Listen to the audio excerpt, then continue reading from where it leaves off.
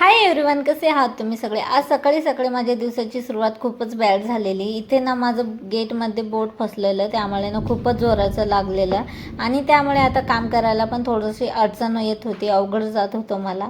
आज मी एक cloth rack मागवलं होतं ॲमेझॉनहून आणि त्याचा रिव्ह्यू ना मी तुम्हाला पुढच्या ब्लॉगमध्ये देईल।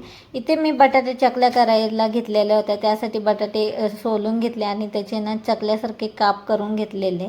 इथे जिरे मोहरीची फोडणी दिली, चांगल्या प्रकारे परतून घेतले। परतून झाल्यावर 4 ते 5 मिनिटांनी मी त्यामध्ये हळद, मीठ, मिरची आणि थोडंसं गरम मसाला टाकलेला, धने पावडर पण टाकलेलं मी त्यामध्ये आणि छान प्रकारे परतून घेतले। आणि बटाटे परतून झाल्यावर ना त्यामध्ये हिंग आणि चाट मसाला टाकायचा आपल्या आवडीनुसार आणि तुमच्याकडे थोडंसं चिंचेचं पाणी असेल ते पण टाकू शकता। माझ्याकडे चिंच संपलेलं होतं त्यामुळे मी नाही टाकलेलं। खूप छान लागतं, तुम्ही पण नक्की एकदा ट्राय करून बघा। चला मग असा होता आजचा व्हिडिओ, भेटूया उद्याच्या व्लॉगमध्ये। चला बाय।